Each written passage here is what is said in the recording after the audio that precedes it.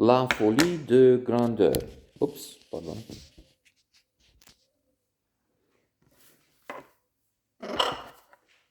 Louis de Funès and Yves Montand.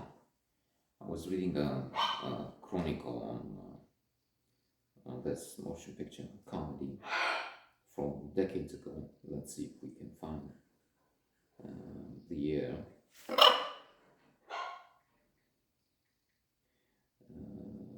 Delusions of Grandeur, 1971. Wow. So it's 52 years ago. And the chronicle was saying that this is somehow a cast against type. That's an unusual choice, because we have Louis de Funès, one of the greatest comedians ever. He was up there with Buster Keaton, with Charlie Chaplin. I mean, he had a swing anyway. This unparalleled way of being furious and absolutely hilarious at the same time. When you're playing mean characters that send you to the floor laughing quite often, because he's so incompetent in his meanness, and then he made such savage mistakes that he's ridiculed. For instance, here he's a tax collector, greedy, reminding me of right now of the Miser, absolute fact. Miser, which is on Netflix, and it's extraordinary to watch that clip. That how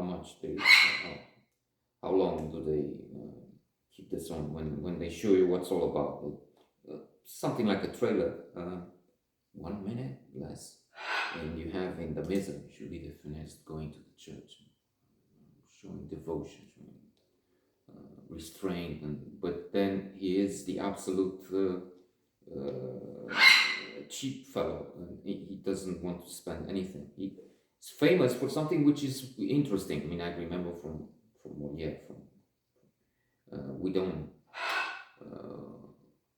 we don't eat to live. I'm sorry, we don't live to eat. I don't hear anymore.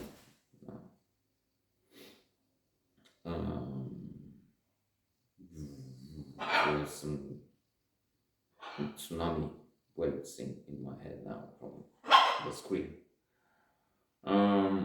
What was I saying? Tsunami waves.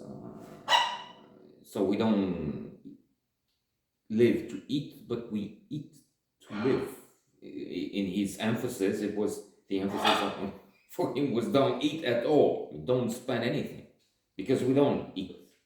We don't live to eat.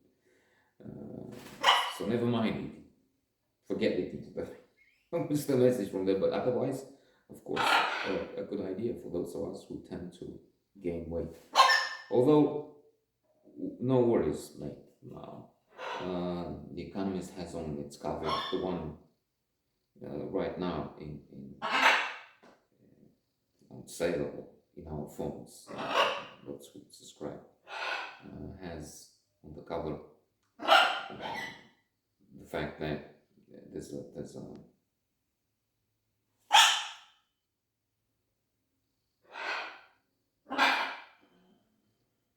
sandwich with pills. They found the pills that will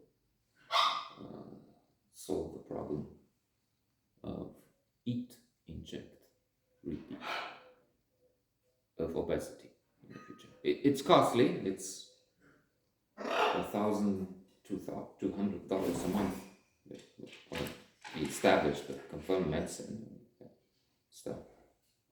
Musk was on it apparently. So anyway, trying to read them. What was I speaking? The Miser. So he is Louis de Funès here. He is. Let's see what's his name. Don Salluste. Don Salluste. de Bazin. He's a tax collector for the king. Only he's dishonest and mean and greedy. He goes to this place, to this small town. He's taking so much of what the people have. And then on the coach back in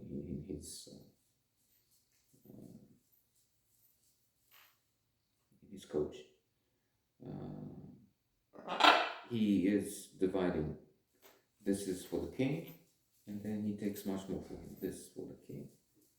And Yves Montand is blasé would be a bit bored. He's his servant, at least to begin with.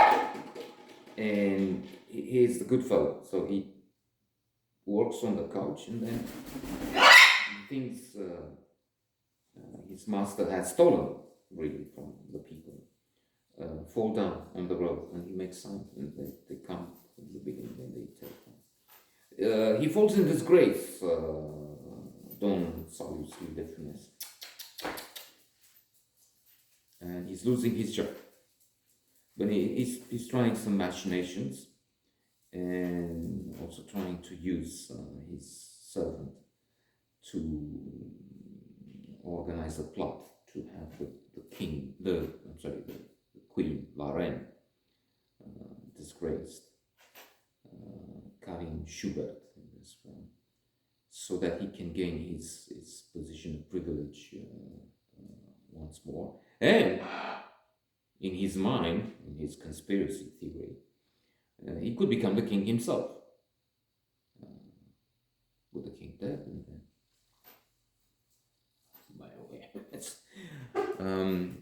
not one of the best films you can see, but an incredible pleasure to watch Louis de Funès and Yves Montand